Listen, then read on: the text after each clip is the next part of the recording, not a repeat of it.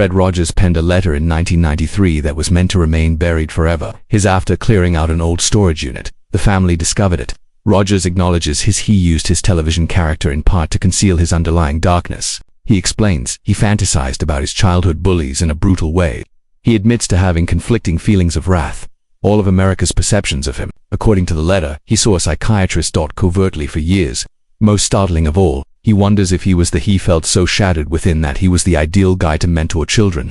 March marked the birth of Fred McKelly Rogers. In the Pennsylvanian town of Latro on the 20th of 1928. His household resided in a 737 Weldon Street, is a stately Victorian residence with well-kept gardens, and looked after by domestic help. As a prosperous businessman, his father owned the McGilly Brick Company. One of the wealthiest families in West was the Rogers family, county of Moreland.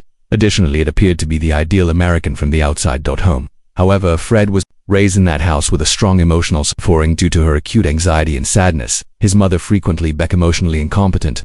Despite all the conveniences around him, Fred felt alone. The riches that set he became the object of anger as well. The harassment Fred experienced as a child's scars were permanent. It wasn't just light-hearted banter, but persistent swerving that persisted between the ages of 6 and 11. He weighed almost 150 pounds by the time he was 10. He was the primary target of a group of youngsters led by Jim Stum because he was significantly bigger than most kids his age. Day after school, they awaited him and followed him around the 11 blocks between his house and Latro Elementary. They yelled, "Freddie, Freddie, you're overweight. You're obese person. We're going to get you." Chase left him exhausted, sweating and frequently crying. On certain days, they threw mud and stones at him after pushing him into a drainage ditch that was full of rafu and rainfall. The agony got so excruciating that Haas subsequently acknowledged that at the age of 10 he considered suicide. Following one especially painful day, his mother discovered him crying while hiding in his closet. Out of control. This sorrow gave rise to a unique form of empathy. Fred would always have a profound awareness of what it was like to feel helpless and isolated. Additionally, this influenced how he interacted with kids who felt invisible or scared. His creativity was also sparked by loneliness. Fred worked for 6 to 8 hours a day spent expressing his feelings on the piano in his family's music room. By the age of 12, some of his more than 200 original compositions will eventually serve as the foundation for Won't You Be My Neighbor. Additionally, I Like You became best friends with the piano. He frequently sobbed as he played, allowing his fingers to express emotions that he was unable to articulate. His parents recognized his talent and made arrangements for him to study with Johnny Costa, who would go on to become the Tinny Costa, who would go on to become the neighborhood's musical director as Mr. Rogers. Fred also started making puppets during these years of isolation. Daniel Striped Tiger, one of the first, turned to become a voice for his personal anxieties. He discovered a path through these characters to communicate feelings that were too heavy to speak aloud. What had started out as agonizing seclusion transformed into a time of remarkable development that provided him means to permanently alter children's television in the future. The body of Fred fought nearly as hard as his soul. From 4 to 16, he had to deal with one sickness after another. In 1932, he fought scarlet fever, being bedridden for 3 months. His asthma was so bad that he frequently had he had heart-damaging, rheumatic fever, slept sitting up, and a case of whooping cough that was so severe that it broke 2 ribs. Additionally, he survived several episodes of pneumonia with 2 almost deadly cases. While under quarantine for scarlet fever, he spent 12 weeks spent in his room by himself, with relatives only able to communicate with him via Theodore. He learned early on from these experiences how agonizing loneliness can be. Afterward, during his 6-week stay at Children's Hospital of Pittsburgh in 1940, he observed how underprivileged kids were given less care and comfort than youngsters from affluent households. The recollection persisted with him, strengthening his resolve to show the same compassion to every youngster. He also became more sensitive to subtle clues after spending a lot of time in bed. Modifications to a speech, a change in respiration, or a momentary change in expression that showed what someone was feeling, despite their inability to express it. These abilities would eventually enable him to perceive and react to the silent anxieties of kids observing from their living rooms, in spite of his traumatic upbringing. In high school, Fred demonstrated exceptional leadership qualities. He joined the student government at Latro High. President, leader of the National Honor Society chapter, and chief editor of the yearbook. He established the school's first Kindness Awards, honoring pupils who made the extra effort to assist others. In the yearbook for 1946, he created a section named Hidden Heroes to recognize the bus drivers, custodians, and cafeteria staff that the majority of students ignored.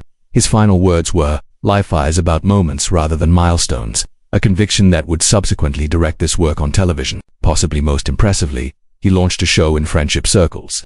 Established in 1945, allowed mistreated kids to get together once a week with encouraging senior pupils. According to the school, bullying has decreased by 78%. In his final year, on June 8, 1946, he gave a speech during graduation. 400 people explaining that emotional scars that are invisible are just as real as any harm to the body. Dartmouth was where Fred started his college career in the Lethe in 1940s. The annual cost of tuition, housing, and board at the time was $100, and it was one of the nation's most prestigious schools.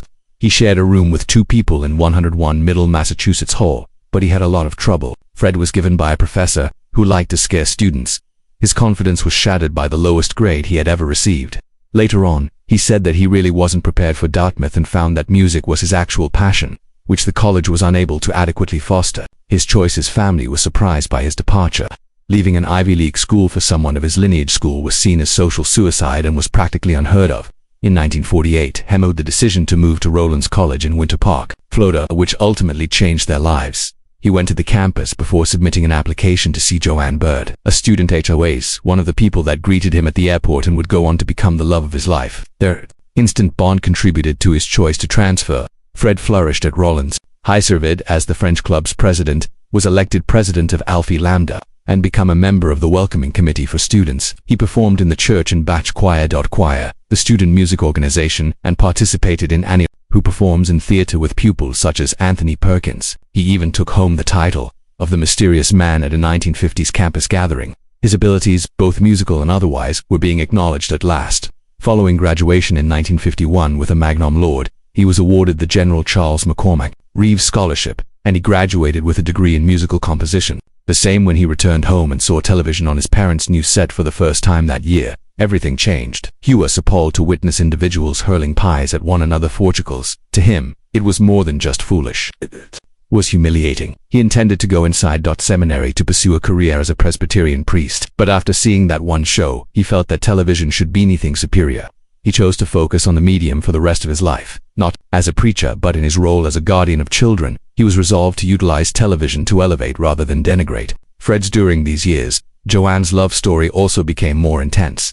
Joanne was 11 days older than him, which is a minor yet intriguing fact given the period in which males were anticipated to be older. Their wit and honesty brought them together. Joanne recalled him as vivacious and fun-loving in stark contrast to the serene figure that the majority of people later watched on TV. They frequently spent time together instead of going on conventional dates in teams, but they had a strong bond. Among the intimate jokes they exchanged was one from regarding his rear-upholstered seat. A taxi driver exclaimed with pride, "This makes my Fred." Eventually proposed in a letter during Joanne's senior year, laying the stage for a sweet-ass smile. The beginning of a lasting collaboration. Fred chose to work in rather than attend seminary.tv. He began working as an assistant producer on The Voice of America at NBC in New York, Firestone, before serving as floor director for the NBC, Kate Smith Hour, and Lucky Strike Hit Parade, the Opera Theater from 1951 to 1953. In this period, the performer Gabby has given him guidance that completely altered his life. Keep the millions of people watching out of your mind. Simply talk as though you were speaking to one individual, were words Fred never forgot. He made a startling decision in 1953. His peers, he left the burgeoning field of network television in New York to come back to Pittsburgh and assist in establishing WQED, the first community-backed educational television program. Although many said he was wasting his career, he thought television could be a force for good when applied properly. Beginning in 1954 and lasting for 8 years, Fred behind the scenes, Rogers worked quietly on a children's program called Children's Corner. The audience never saw him, yet he was all around us. He made King Friday Tharine come to life, Henrietta Lacks, Lady Elaine Fairchild, X the Owl, and Daniel Striped Tiger Pussy. He created texts, composed music, and shifted between characters so convincingly that kids thought the puppets were real. In 1955, 30 of the even NBC chose to air some of the show's segments nationwide, providing it was Rogers' first time being seen outside of Pittsburgh. In contrast to the cacophonous and boisterous shows that were popular with kids at the time, the Children's Corner spoke to kids in a gentle and respect, incorporating feelings and teachings that are rarely seen on television. Rogers decided to stay unseen, utilizing the program to test the idea that television could benefit kids much earlier than his own aim was made public. As Roger developed this job, his personal life was establishing themselves in ways that will profoundly influence his work. He attended Rollins College. Met Flora-born Sarah Joanne Bird, a gifted pianist. They made contact. Swiftly later on, Joanne recalled how much she enjoyed dancing with Fred. Describing him as a fantastic dancer and pointing out how uncommon it was for a man to speak so candidly about his emotions. Through lengthy discussions and college dances, their affection blossomed. Additionally, even when Joanne was abroad attending graduate school and Fred was working at NBC in New York, their relationship only deepened. He wrote her a letter proposing, which she treasured. They got married on June 9, 1952, and started a relationship that lasted longer, more than half a century before Fred's passing in 2003. They brought up 2 sons together, James and John, while Joanne managed her own concert piano career. Friends and colleagues reported that Fred was very dependable and true to his commitments. Their house provided him with a basis around which to build his work with youngsters. Their home turned into a location where later in his television ministry, Fred used those teachings to observe the little things of childhood. In 1963, Rogers came to a pivotal moment that few could have anticipated. At Pittsburgh's Third Presbyterian Church that year, Hugh was consecrated as a Presbyterian clergyman. However, in contrast to other ministers, he was not offered a pulpit. He was given a particular assignment by the church to serve youngsters and family via television. Such an ordination was unheard of at the time, and it forced Rogers to become the first pastor to use television as a means of reaching his audience. The previous year, he had earned his degree in divinity. The church now understood that his field of work would not within the walls of churches, but in American home rooms. The same Fred Rainsbury, the Canadian Broadcasting Corporation's head of children's programming, observed Rogers engage with kids and advised him to move in front of a camera. Despite being timid and reluctant by nature, Rogers concurred. Additionally, he started hosting a 15-minute black and white show in 1963, Mr. Over 4 years. It ran for 337 episodes. Children in Canada reacted favorably to his compassionate manner right away. Collaborating with Rogers acquired the self-assurance he needed from Ernie Coombs, who would go on to star in Mr. Dressup. Would have to change American children's television. An additional key at about the same period, influence entered his life. Rogers started collaborating with Dr. Margaret McFarland, a University of Pittsburgh child psychologist. She had co-founded the Arsenal Family and Children's Center alongside 2 titans in the field, Dr. Benjamin Spock and Eric Erickson. Development of children. For over 2 decades, Rogers met with her virtually every week. Between 1966 and her passing in 1988, they talked about kids' anxieties, rage, rivalry, and even the delight of festivities. According to McFarland, the most effective method to using empathy and recollections of one's own early years was necessary to comprehend children. Rogers frequently stopped making movies to seek her advice whenever a script didn't feel quite right. After that, he would turn her observations into lyrics. Discussions and tales that struck a chord with millions of kids. At one point, McFarland referred to herself as the opposite of the creative person, and her impact on the program could not be measured. In 1966, Rogers made the decision to return to the United States with his work. He purchased the CBC's M. Sturgis rights and started creating new episodes at Pittsburgh's WQED. He referred to it as Mysterious Nefor and broadcasted in places like Boston, Washington, D.C. and New York via the Eastern Educational Network, York. However, a lack of finance led to the show's cancellation a year later. If not for an unforeseen rescue, it might have ended there. The Roebuck Sears with a $150,000 gift. The foundation intervened, and National Educational TV was no exception. With the help, Rogers was able to create 130 new episodes and reach a nationwide audience for the program. February 19, Mr. Rogers' Neighborhood officially debuted nationwide in 1968. Starting a run thought would yield 895 episodes over the course of 33 years. A quiet secret affected almost every broadcast from behind the camera. The Rogers' mother, Nancy Macaulay Rogers, knitted all of the vibrant cardigans he wore on TV. Every year, at Christmas, she gave him a new one. The sweaters are consistently ziplocked and oddly vibrant for men's fashion of the time. It came to represent love and warmth that viewers experienced via the television. When after Nancy passed away in 1981, the production crew found it difficult to replace the originals as years of use caused them to wear thin. Eventually they discovered simple white sweaters, carried on the custom by dyeing them to match. Rogers contributed one in 1984 of his mother's original sweaters to the Smithsonian, where it is still a priceless artifact from the United States. Past Rogers' most well-known public occasion may have occurred on May 1, 1969. Funding for public television was drastically reduced from $20 million to $10 million, endangering the continued existence of educational initiatives. Rogers showed up before a Senate subcommittee led by Rhode Islander John Pastore. Initially, Rogers spoke quietly and earnestly, but Pastore came out as irritated and contemptuous regarding the emotional needs of kids, even using lines from one of his songs about rage. Within 6 minutes, the senator's expression changed from skepticism to profound emotion. The Pastore acknowledged Rogers' efforts and reinstated the entire amount. That evidence not only preserved public broadcasting but also demonstrated the strength of silent conviction in a society where loud voices are frequently heard. Rogers took even another firm action to safeguard his vision in 1971. He established a non-profit organization called Family Communications Inc. He gave him full creative. In his capacity as president, he was in charge of every message, song, and script. Because of the non-profit approach, the work was motivated by purpose rather than profit, and grants were used to fund the production as opposed to marketers. Rogers produced under its auspices not just the TV series, but also records, books, and instructional materials for the parents.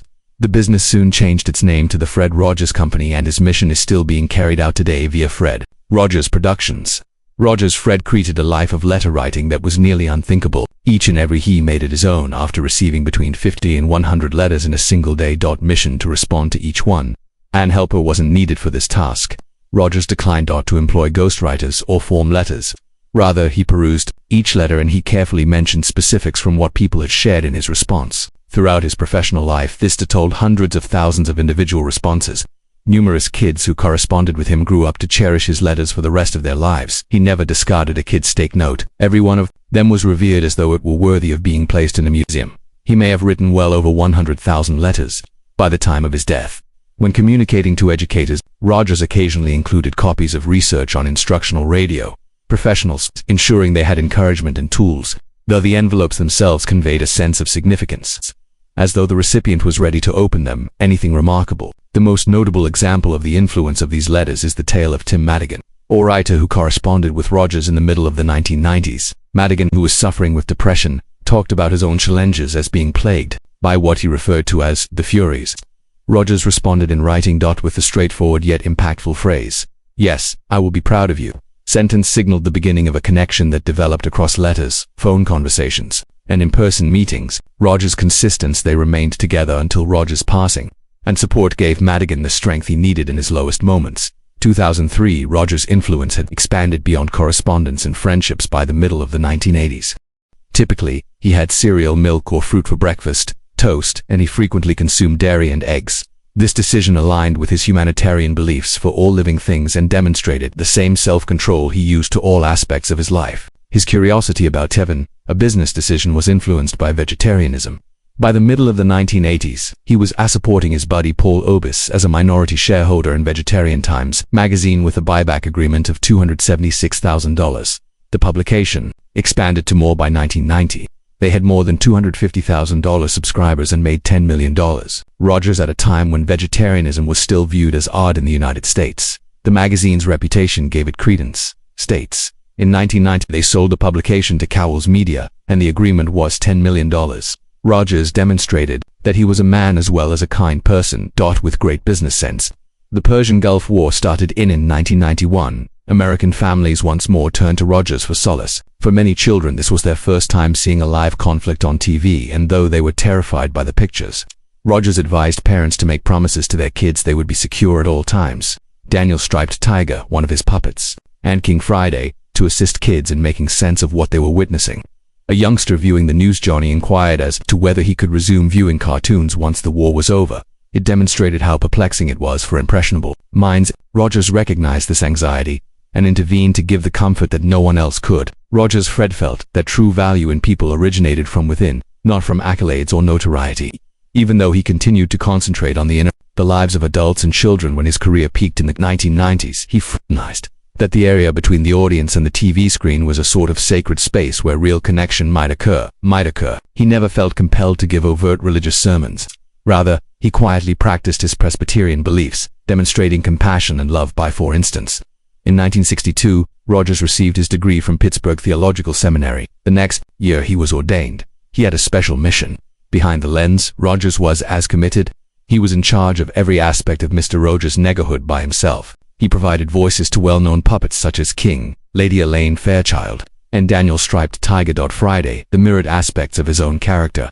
During live performances, Rogers most frequently employed Daniel, the first puppet ever used, on the show. He also composed and sang a lot of the show's music, adjusting each track to the emotional requirements of a different child. The format of the show remained constant for 33 years, starting from the first to the last broadcast. Rogers' belief that youngsters required predictability and regularity in order to feel secure. Even if thousands of people are watching, he'd read all of the letters that were sent to him. He saw responding to them as a pastoral obligation. Additionally, even when he insisted on reading, revising, and signing the responses with the assistance of the staff himself, his obsession with perfection was not about dominance, but rather about ensuring that every child benefited greatly from detail. Nevertheless, being regarded as an example of benevolence came at a high price. Rogers has the burden of being perceived nearly as a saint, but he was also acutely conscious of his own difficulties on the inside. When he was younger, he had been harassed and ridiculed, and classmates frequently called him home. "Freddie is fat." He later acknowledged that he felt alone and wept since he had no companions. He had a profound awareness of children who felt alone or different because of those traumatic events. However, they also departed. Left him with permanent wounds. Emily Urin, an archivist, claims that loneliness was his greatest adversity during childhood, which influenced the tender sensitivity that marked his adult life. According to biographer Maxwell King, Rogers shared a home with continuous pressure to preserve his impeccable reputation, remaining completely devoted to his wife Joanne, and cautious in all of his public appearances. The silence he carried the burden of upholding such a flawless image till the very end. 1st of December 2000, Mr. Rogers' Neighborhood's last program was recorded by Rogers. 33 years later, American society had embraced the show, leading to parodies, such as early 1980s sketches of Saturday Night Live by Eddie Murphy. The last episode wouldn't premiere until August 31st, 2001, creating an almost emotional void of 8 months. New episodes were scarce by that time. Rogers, in December 2002, was found to have stomach cancer. Joanne, his wife, remembered that he had been suffering from excruciating indigestion for a while, but postponed medical examinations until the agony became unbearable when physicians eventually conducted an endoscopy, but the illness had progressed too much. The information weight. Rogers, who had helped kids deal with the most difficult feelings, was now dealing with his own dilemma. Even so, he demonstrated his sense of obligation. He delayed his medical care long enough to participate in the January Rose Parade as Grand Marshal. January 1st, 2003. His final significant public appearance occurred on that New Year's Day. He traveled in A1 Perón. The president of Argentina formerly possessed a 1939 Packard Darum parade car. Evita, his wife. Evita had been photographed for the last time in public in 1949 in the same vehicle, to a gathering of almost 1 million people. Rogers, who was already in pain, waved and grinned, unaware that this was a farewell. Many stood, blew kisses, and cried out to him. First Lady Laura Bush even recorded a special statement, and the parade was broadcast on several networks. It was open to the public. Rogers said farewell without actually saying it out loud. After 5 days, on January 6, 2003, Rogers, who had his stomach removed during surgery, the operation was unable to halt the spread of the malignancy. After spending roughly 10 days in the hospital, he went back to his Squirrel Hill home. He spent his time there, final week spent with his family, including his 50-year wife Joanne. He died on February 27, 2003 at the age of 74. One day after his loss, then a month before his 75th birthday and his grandson's birthday, Arch gave him last rites. Douglas Abbott Noyke of St. Vincent College. His passing was reported on national front pages. A recent interview was repeated that evening. More people watched Rogers on Nightline than The Late Show with David or The Tonight Show with Jay Leno. Letterman,